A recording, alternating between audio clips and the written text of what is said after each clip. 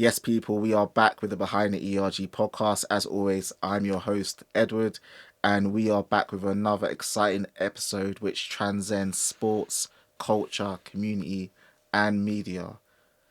So I'm going to move on for the ramble and go straight into the accolades of our guests because the flowers are flowering. And our guest is an award-winning EDI practitioner and leader.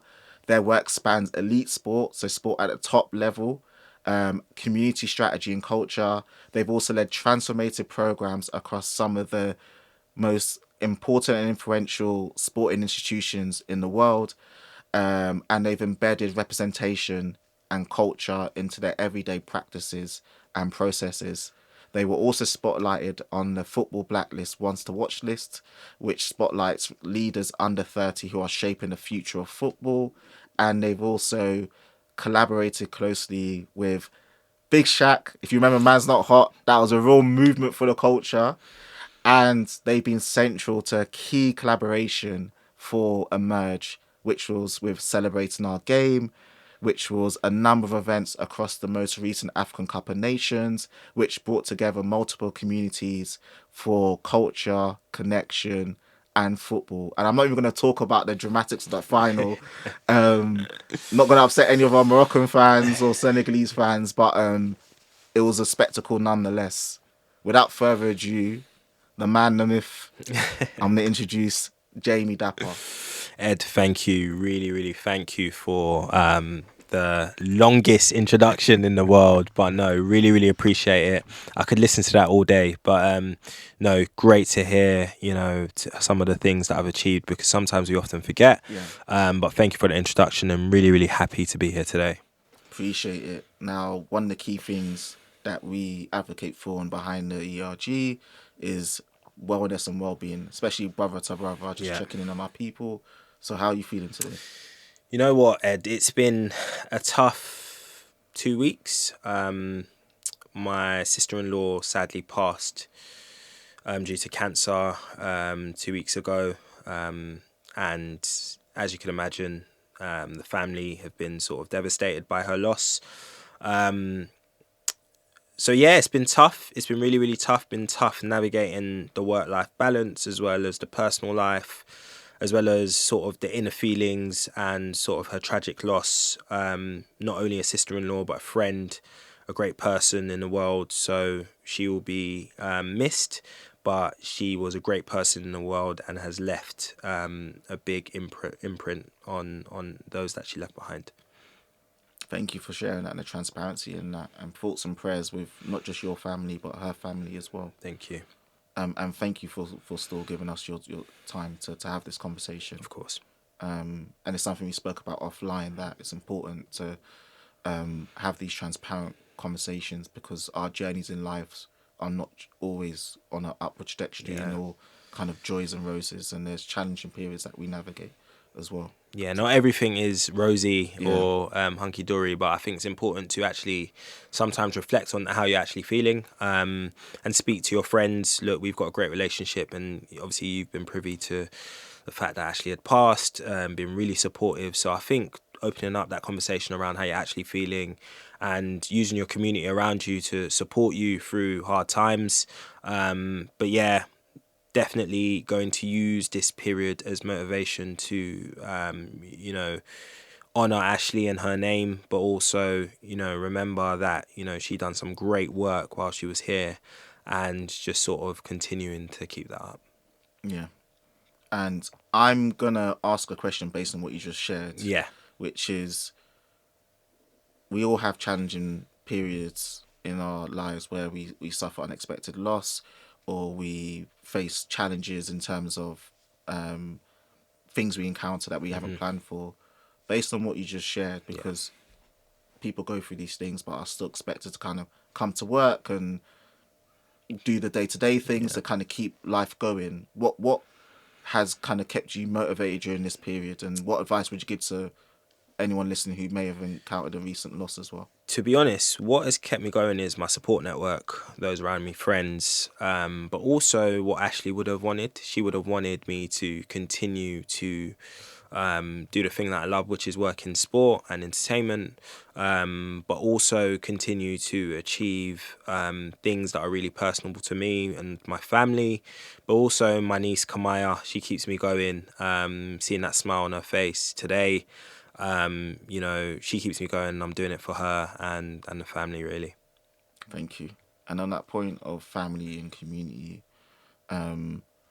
is there a particular moment of community, let's say across the year so far, that's been Yeah. really important to you that you can spotlight and be like, this is a great example of how communities can come together for like a social good or an important cause or to do something impactful that lifts up? Yeah, really, really, recent. So actually passed 2 weeks ago, but it was actually her birthday last Monday, and we saw so many friends, family members, and local members of the community come in the heart of Norbury Park in South London, which was great to see. The effect actually had on so many people, and people coming together to celebrate her birthday in honor of her, but also to celebrate the legacy of her. So for me, that was a really touching moment, and although it's been extremely hard and tough to deal with the loss, it was good to see that so many people loved Ashley, and she made such a great impact on the people she left behind. Yeah, thanks for sharing that, and RIP Ashley as well. If you're okay to carry on Of course. and Thank continue the you. conversation, what I'd want to ask next is you have an extensive background in sport. Yeah. Why sport? Great question. Why sport? I think from a young boy, being brought out in a two-person household, parents from Ghanaian heritage, football in Ghana is huge. People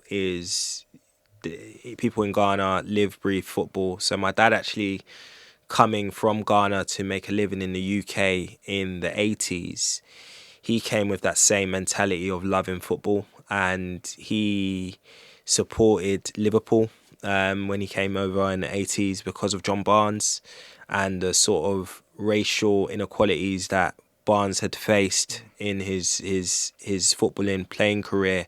And my dad had taken a real liking to John Barnes because he was a real advocate for leadership and inclusion, but also standing up to discrimination and using his platform for change, for good and for innovation, which for me was sort of instilled into me from a young age. And my dad was really, really big on values and ensuring that, representation was hugely important, but also, being really, really confident and secure in who you are and where you're from.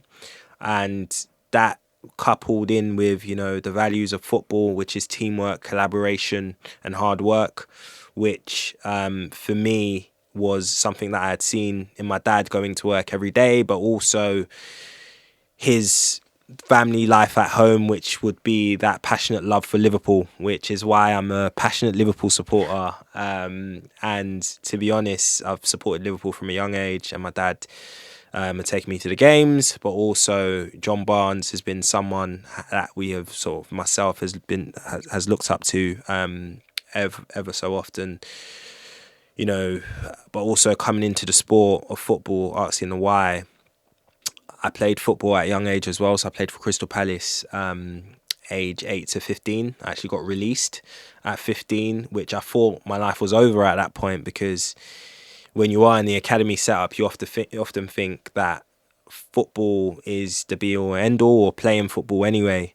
But leading up to my later ages, it was importance of education. So being from a African household, you need to go to uni. You need to go to uni, and you would probably get that yourself. So went to university, and studied law, business administration. My dad's actually a lawyer by trade, so walking in his footsteps. But university was great. I loved it, but I also knew that I wanted to do something I loved every day. So just after university, graduating, I was lucky enough to sort of support my cousin on his journey in his media and entertainment career, which was a life-changing sort of moment for me, because gave me the opportunity to see so much in terms of what was out there in terms of media, entertainment, culture, how you can use your talent to sort of, galvanize and engage so many people around the world, which Michael done with his sort of, journey into the entertainment world, but also how I can support him as a family member that knew him before this sort of star-studded person, but keep him grounded in the values that was instilled into us at a young age. So doing that for 3 years was amazing. Loved every moment, and I still support Michael day to day on the sporting side today. But I always knew I wanted to do something that I loved, which was football. And my first sort of role in football was actually being a scout for Arsenal. So talent identification was something that I was really big on. So scouting talent, identifying talent. I always thought I had a good eye for if someone was good at football, and naturally sort of channeled that into a professional capacity. And for me, from there, moved into a community programs coach from Arsenal to Fulham. And then from Fulham Football Club, moved into a D&I role in 2020 in the midst of the Black Lives Matter movement. Thank you for sharing that and an extensive journey. And before I go into the question, there's a couple of people I've got a big up based on just said. Yeah. So big up Michael Dapaah, because especially if you're part of the new gen, a lot of those viral independent creators, he was one of the originators. Before it's as common as it is now, it was super innovative what he did in terms of as an independent, not really backed by any big label, whatever it may be, being able to kind of create that viral moment, that transition across different continents. And a lot of Americans still reference him now in that moment. Yeah. And then obviously big up John Barnes. And before Mo Salah, there was John Barnes. And if you don't know who John Barnes is, like, type that in YouTube, look at some of his highlight reels. But like, he was an amazing winger for Liverpool and England. So yeah, big up John Barnes. What I want to ask next is, you've touched on your career, but you also spoke about how you started with the aspiration of wanting to be a footballer, and then you transitioned into an important role still in football. And what I want to ask is, you've obviously done work across some of the leading Premier League football clubs, where you've helped them to transition intent when it comes to inclusion into embedded practices. What's been your why in terms of doing that? And then also, what advice would you give for anyone else who may have wanted to become a professional footballer but was unable to achieve that career but still wants to be part of football? Wow, great question. Really, really great question. I think to answer the first part of the question and around what sort of spurred me on in terms of football, for me, football, is centered around teamwork, collaboration, and hard work. Things that really align with me on a day-to-day. So wanting to be a professional footballer, I think that's, most people's dreams when they wake up. If you're a 6 to 8 year old and if someone asks you what occupation do you want to be when you're older, a lot of people say, I want to be a footballer. And that was me. And unfortunately, I didn't quite make it at the age of 15 from then on in. But I always knew that I wanted to do something I loved, and I still loved football. So what people are not aware of, and maybe it's something that, football can do more to make people aware of, is the various roles in sport. So if you have a like into, tech, there's, tech roles in sport. There's, you can be, a doctor within football. You can be, a sort of financial analyst. Yeah. You can be, a D&I practitioner like myself, safeguarding, marketing. Yeah. There's so many varied roles in sport and football, which I think maybe football we are doing, but maybe we can collaborate with wider industries to make more people aware of the roles that are available to people. But for me, I always wanted to do something I loved, and working on football is something that I love, being in the environment. So yes, from a playing perspective, it was great, amazing, loved it, thought I was going to be a footballer, didn't quite make it, but also being in that environment, You get the buzz, you get the taste for it, and being in an environment is something that I really, really love. And collaborating with people, as you say, using the sporting platform for good, for innovation. We all know the power sport has to unite different communities. And for me, working in an environment that you can sort of see different people from so many different walks of lives and backgrounds, I think that really, really resonated with me. Yeah. And that's really useful to talk on that in terms of football, because I know, for example, there was a recent stat in terms of the Premier League that there's a high percentage of, like, for example, black representation in footballers than any other period in time. But one of the things people also talk about is that representation off the pitch in terms Yeah. of black representation when it comes to managers or people in off the pitch roles and things of that nature. So I want to ask you, in your career so far, what's the initiative, program, or work that you're proudest of, and what impact did that have? There's a lot that sort of football has done or been a part of to increase participation, whether that be across refereeing, and increasing, the representation of black and Asian referees within the game. We're seeing some great people come through like Farai, Sam Allison and Akil Howson do some great stuff within the game. That the doors were opened by Uriah Rennie, who done great work within the sport around advocating for diverse people coming into the game, but also the opportunity to sort of spread the word around you can become a referee in the game. There are opportunities out there, but various campaigns, initiatives and programs and policies that I've been a part from across my time in sport, I've been really, really proud of, across the advancement of progression of senior leadership roles of that diverse talent, but also initiatives that bring the awareness of some of the inequalities that still happen in society today, but also using platforms and sporting platforms to educate and innovate people and to ensure that football remains integral to the movement of diversity and inclusion, but also understanding that there's so many different people from different backgrounds, and how we can use sport to bring so many people together, different people together, is sort of unique. And I think that's the great thing about football, is you're getting so many different people from different countries, play one thing they love, but sharing that same field or the office with people that have a shared passion but a shared goal for inclusivity. Amazing. And as we said earlier, like, we need to give people flowers where the flowers are due. So you've spoken about the impact of the work you've done. Now we're going to move on to the accolades you received. So we're going to touch on the football blacklist. And if people are unaware of it, I went to the regional London Awards Yeah. recently, and I'm just seeing all these footballers I used to watch on TV, like in person. And the awards are themed around spotlighting people off the pitch that are doing like impactful things and ones to watch. So on that point, Yeah.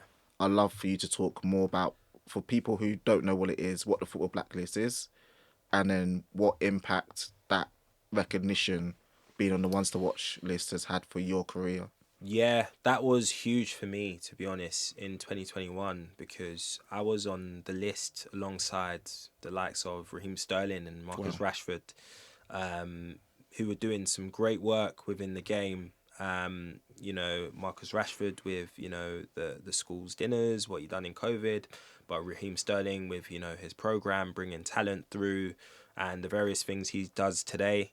Both people doing some great work within the game, not only on the pitch, but off the pitch as well. So to be in a list alongside those was amazing for me. But also the football blacklist is recognizing excellence, black excellence within the footballing pyramid and ecosystem. Leon Mann and Rodney Hines have done great work to, put this, initiative together that celebrates, loads of people around the footballing ecosystem, that probably predominantly wouldn't get the, accolades or, shout out that they deserve, because I think sometimes in football your work can be in silo, so not everyone can be aware of what you're doing. But what the celebration of the Football Blacklist does is it brings a network of people together, to understand what various people are doing at various different organisations within sport and sometimes outside of it as well. So massive shout out to Leon, who I speak to regularly, who's done some great work, who's been sort of a great mentor for me coming into the game. But to touch on the award, it was amazing. Really great moment for me and my family, but also those that voted and saw that I'd done a small part. For me, I don't really see me doing this major piece of work. It's something that is really important, is really personal to me. It's not just a role, it's a passion as well. So lucky enough to be on the Football Blacklist, but also on the committee as well. So we saw some great people at the regional event be awarded, like Laura Baptiste, who's doing some great work in safeguarding at Crystal Palace.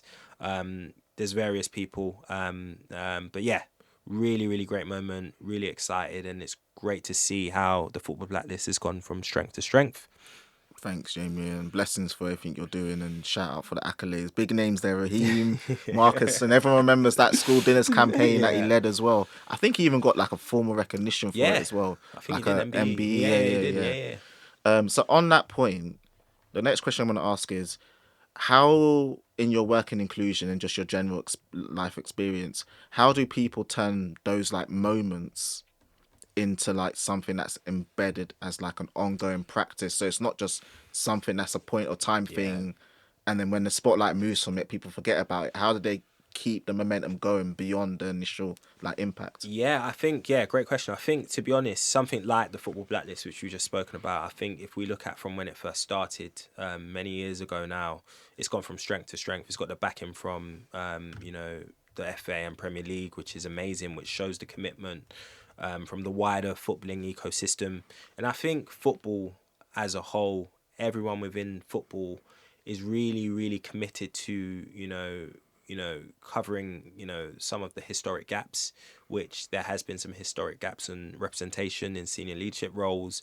I think there's many things happening today that are, advancing some of the issues that we speak about on a day-to-day basis, whether that be diverse individuals in the boardrooms, or more women in senior leadership roles, or people of disabilities working within the organizations, or whether it may be football players feeling comfortable enough to share that they are they're openly gay.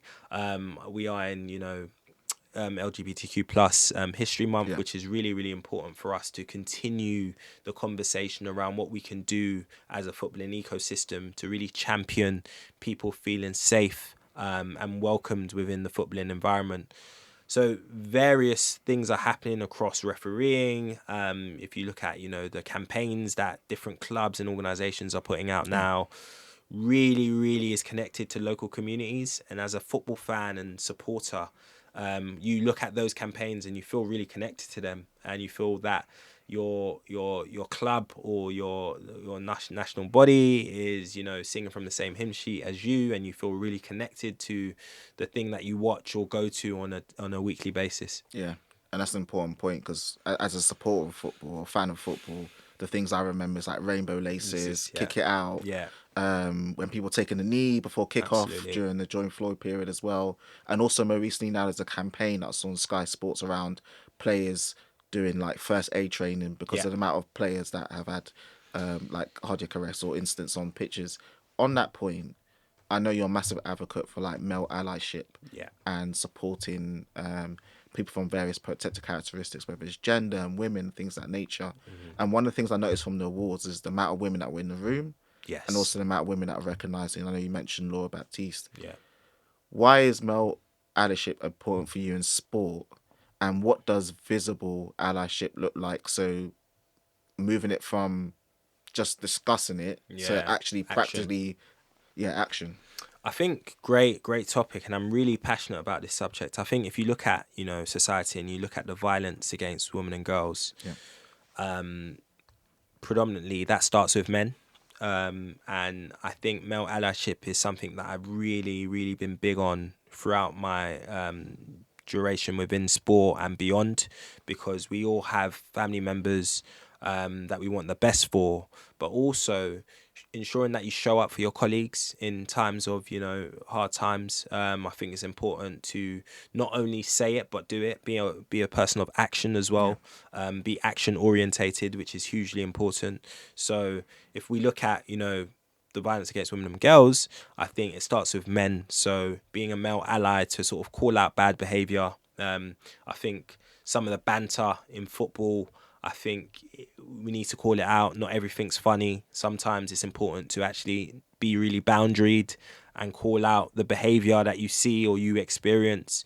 Some people may not feel confident enough to call it out, or they may laugh it off because of, the organisation they're in. But what I have done is to ensure that I, constantly, maintain and sustain an inclusive environment for everyone, is not only call out bad behaviour, but educate people. I think some people don't have, or haven't been privy to the education of the right language, or be upskilled on, I don't know, the awareness of how someone feels without actually saying something, but their demeanor, how they're sort of presenting. I think these things are really important. So for me, it's been really important for me to sort of, be a male ally, consistently stand with people within an organization who may find it hard to call out bad behavior, but also those that, need support, be there when they need it. Yeah, thanks for sharing that, Jamie. One thing I want to touch on that is you've driven inclusive programs at club level,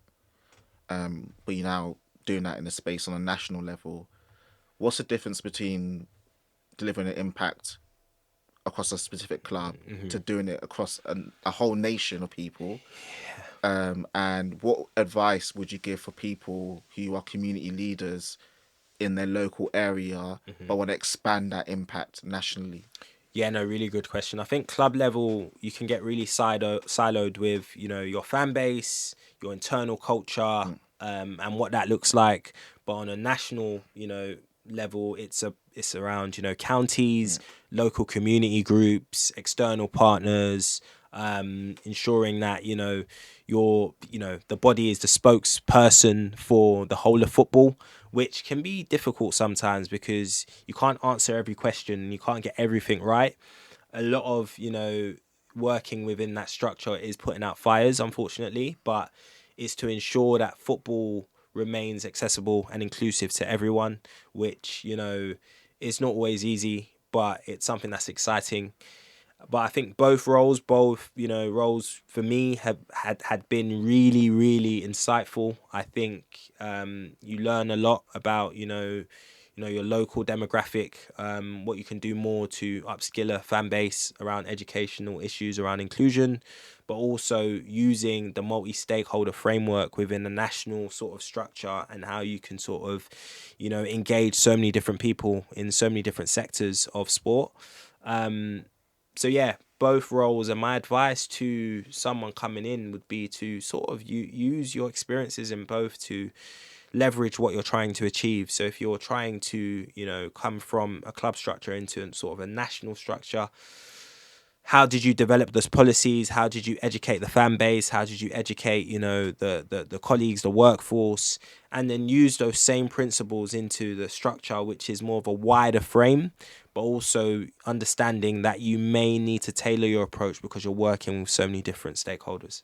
Yeah, thanks for sharing that advice and a lot of gems in terms of how to make that transition, because a lot of people want to go from local Yeah. impact to national. Yeah. And we spoke about local, spoke about national. Now we're going to speak about global. And we can't talk about global without mentioning celebrating our game. Wow, celebrating our game. So for those who aren't aware, celebrating our game was a collaboration across a number of communities where they all came together to fill a gap that existed in terms of how we were celebrating the African Cup of Nations in the UK or London specifically. And Jamie was the master connector in that, bringing these communities together. So I want to ask you is, what was the intention behind it? Yeah. And how do you feel now that an initiative that you helped connect a number of communities together has now grown as something that's spotlighted on BBC News, Black Things UK, and other leading platforms as well. I think, to be honest, and Ed is giving me flowers, but we have to give him flowers as well. Ed was like incredible throughout, and really, really kept it going. So I think that the initial idea was to ensure that African football was represented in terms of the awareness of the African Cup of Nations. I think the African Cup of Nations is so unique in a thought that so many kids that grow up in Africa see it as sort of on par as the World Cup, because it's sort of the cup that they speak about day in, day out. Get ready for it on a on a sort of bi-yearly basis, which is hugely important. And I felt at the time, before the African Cup of Nations had started, the awareness wasn't there. And what I intended to do was to bring so many different communities together to sort of stand in collaboration to support with the awareness through the watch alongs, and bring in, various individuals from different backgrounds together again in the same environment to actually understand the power of sport and what sport can do to unite different nations, which was hugely important. And we were fortunately enough to have over 500 people attend over 3 events, which was hugely important. Great traction on the BBC, which was amazing. Kudos to Ed and the team to ensuring the BBC were able to sort of, demonstrate the watch along on BBC News, but also what it can do in terms of, African football when people unite, which is advance the progression for African football, ensure, stakeholders and, individuals across, different sectors of sport can support the progression of African football. And as you saw at the final, it's like, it's a spectacle. It's a great game. It's something that's engaging. You can mix the cultural element of food as well. Shout out to Nando's as well, who are a huge part of our, our collaboration, which was hugely important to, look at like-minded organizations who can come on board to sort of advance the progression of the sport and what we're trying to achieve. So celebrating our game, yeah, it's global. I think there's so much more to come in terms of what we can do looking to the World Cup, uniting different nations again, bringing them together. And I think for us, it's to continue the conversation around how we can continue to bring people together through sport. Yeah, thank you for sharing that. And on that point, what I want to ask is, following celebrating our game, one of the interesting aspects of it is, although it was focused very much on football, the events attracted over 1,000 attendees across all the various events, from leading corporates in the finance sector, hospitality sector, consulting sector, media sector, a number of content creators, influential ones as well, and also a number of local community groups like Kinetic Foundation, Our Peoples, and ACYO, the African Caribbean Youth Organization as well. What do you think those events taught you about how sport as a foundation can connect people from different walks of life, backgrounds, interests, to all come together for a celebration, even if they might not even be interested in sport themselves? Sport is amazing. I think when we go back to it, sport, is built on key principles such as collaboration, innovation, and hard work and teamwork. And I think bringing so many different people together in the same space from different industries as well, sport has the ability to do that. I think if you look at a match day, at a Premier League game, if you look at the stands, there's so many different people that work in different industries on a day-to-day basis, but one spectacle is bringing those people together, and those people may be friends now through sport, because sport has the ability to connect people. And I think we try to use that same model with celebrating our game, where we had an opportunity to put on, yes, a spectacle, a watch along. However, the networking piece around, that well-being checking with people to understand what they do for day-to-day work, how can they collaborate. As we know, in our day-to-day roles, sometimes we work in silo and we're not aware of people doing some great work in a similar industry or another industry. So what we provided was a space for people to come together more than anything. And yes, the football will be on, and yes, you can watch it, but it's really about the connectivity around, speaking to people, having that conversation around, what that looks like in terms of collaboration, what that looks like in terms of conversational starter, in terms of, okay, you work in this industry, how can we connect and what work can we do together? I think it's really, really important to do so. Appreciate that. And what we're going to do now is segue into another topic. When we talk about sport, we're talking about a lot of the enjoyable aspects of it. Yeah. But there are some aspects of sports that are quite concerning, especially in terms of like online behavior. Yeah. And I know you're part of the advisory board for Cybersmile. Are you able to share with us what Cybersmile is and why it's important to create like safer spaces for fans, staff, and players online? Yeah, Cybersmile is a foundation set up. One of the co-founders, Scott Freeman, his daughter was bullied online, and Scott vowed to set up a foundation that stands up to bullying online, all forms of bullying and discrimination online, which I think, being a part of Cybersmile Foundation, really, really led me to understand, the severity of what people experience on a day-to-day basis. And me being part of the committee and the foundation has only just, spurred me on to do more in my professional work to eradicate this behavior. So we're seeing a lot of players and people now be abused online. And I think, the sporting bodies and governing bodies are doing a lot of work to eradicate that online, and also reprimand those that are, being discriminatory online. But not only sort of just reprimanding them, but rehabilitating them as well. I think education is key.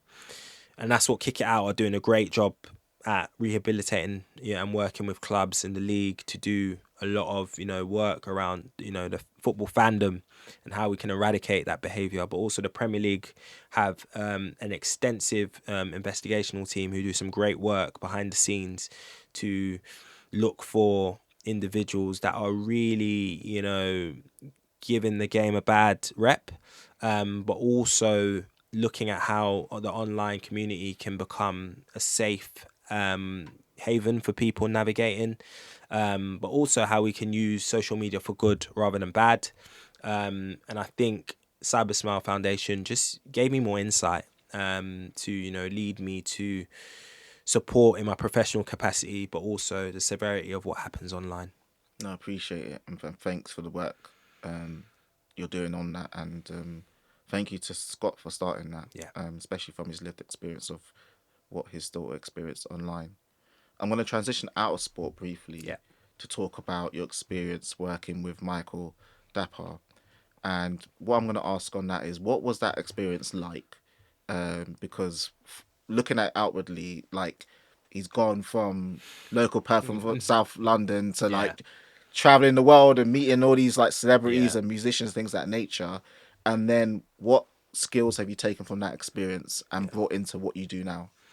Yeah, great. I think that period from 2016 all the way to 2019 was life changing. I think for Michael's always been someone who has been multi-talented in terms of, whether it be rapping, his comedic element, or, his, media and production skills. I think for me, it was being given the opportunity to really see a cultural movement, seeing someone from his bedroom come up with a concept and that transcend all the way to the States. I think that not only gave me sort of that fuel to say you can do anything that you believe in, but also the new creators you see now have that same sort of, ideology where they're coming up with concepts in their bedrooms, and now it's, on TVs and people's faces all over the world. And I think some of the skills that I learned throughout my time, supporting Michael on his journey, was definitely interpersonal skills, speaking and, creating relationships with multi-stakeholders across the world, whether that be big establishments such as the BET, MTV, Universal Records, Island Records, but also just understanding that creation happens in so many different formats, whether that be a live, PA performance in another country where you're engaging so many people with a hit song, or whether that be a skit that is really, really engaging, that resonates with someone's day-to-day, living. I think being a part of that process gave me the understanding on how to really, communicate with different types of people from different, backgrounds, but also from a creativity perspective, how I can become more creativity in the initiatives and programs that I can curate in my professional capacity as well. So loads of learnings, loads of, great, moments that will stand with me for the rest of my life. It was a great moment in time. I think Michael's still doing some great stuff, which is really, really great to see. Some sports stuff as well, which we collaborate on, which is really, really exciting. So stay tuned. But yeah, that moment was a real cultural mover, as you said, and it gave new creators the sort of hope to do more with what they have on their platform and how they can sort of accelerate their idea into something that is a program or initiative annually. No, I appreciate you sharing that. And we'll wrap up the questions in terms of career by focusing on the EDI work you do. And what I want to ask on that is, what's the current state of play of EDI when it comes to sport at the moment? And what would you like to see the sector do that they're not currently doing at the moment?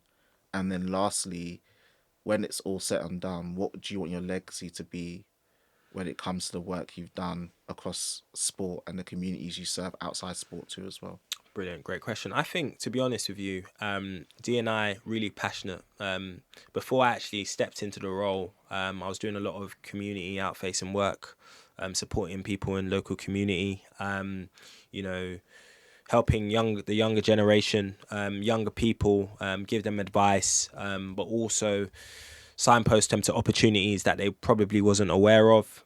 So naturally, from a young age, that's been instilled into me. But in a professional capacity, D&I and the current landscape in football is tough.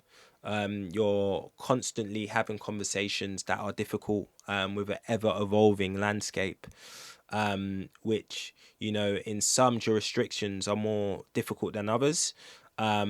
But what sport can do is continue to use its platform for good, for change, and for education, which through initiatives that, are churned out by, sporting organisations, provide the awareness on topical issues today, and help with the landscape on how people can get access to sport. If people are coming into the sport, they can feel, valued, welcomed, and, they feel a part of it, a sense of belonging that we speak of. But also those that are already within it feel like it is the thing for them, and they feel like they are, championed, and the work that they produce is getting the value that it deserves, but also who they are. They're able to, be comfortable in who they are every day at work, which I think with the many things that I've been a part of in football, in sport, is what I try to do. I try to ensure there's a framework in place where people can come into the sport and feel like they belong. Me as a black male, coming into football, it hasn't always been, I don't know, representative of the community, but what you can do is start with, programs and initiatives that start that conversation and look to hopefully engage more diverse communities into the sport. But yeah, I think it's ever evolving landscape. You can't fix everything overnight. Mm-hmm. It's a journey. It's a marathon, not a sprint. I think collaboration is key. So collaborating with external organizations, individuals, as we have done, I think is really, really important to sort of leverage that awareness. And what about your legacy? How do you want to be remembered? Wow, good question. Legacy. I think people will always have something to say on, what you've achieved or what you've done, but I would want to be remembered as someone that was passionate about what he does. in the work that he produces, but also someone that was there to help people and support people. I think that is what I sort of live by, supporting and helping people. And everything from the work, I don't expect anything back, but I am someone that has helped people, supported people, and I just want to be remembered as that. And that's powerful. Before we move into the Pastor Mike segment where we share a question that the previous guests had, is there anything that you want to talk about that you haven't spoken about so far? I think I want to speak about just, the legacy piece in sport. I think a lot of people, are in the game for either a long time or a short time, but I think it's important to make your impact and your mark by doing something that you feel is good. And if you're good within yourself of what you're doing, I think that's often, a good indication that you're doing good for the sport generally, right? But yeah, legacy will always be drawn on opinion. Someone might say this player is better than that player, or this player gets in the all-time 11, or this executive was the best at this. There's always going to be an opinion of some sort, but the proof's in the pudding of, what you've done and what you've, how you've helped people. That if you were to ask, 100 people, what type of person is Jamie, I think you would get a similar answer. So that's what I'm really, really happy about in terms of the legacy piece in sport. And that's a great segue into the Pastor Mike question. So our previous guests wanted to know, who are you as a person outside of your day job? Wow, great question. Yeah. I am a family orientated person. I'm really keen on learning new things outside of my day job. Again, helping people, so a community driven approach, so looking at my local community, what I can do for my local community, how I can support them, but also I love learning about different cultures and people, so traveling a lot, understanding what it looks like in different jurisdictions, and understanding from a heritage perspective what I can do back home and give back to the communities back in Africa and Ghana. And supporting the family back home. So that's exactly who I am. Some will say it's quite boring, but that's who I am. Everything around, heritage, representation, giving back is a core pillar of me and Jamie Dapaah. Appreciate it. And now I'm going to flip it to you and ask, what challenge or question do you want to give to the next guest after you? Okay, so my question to the next guest would be, what would be the key gems in navigating adversity in a professional career?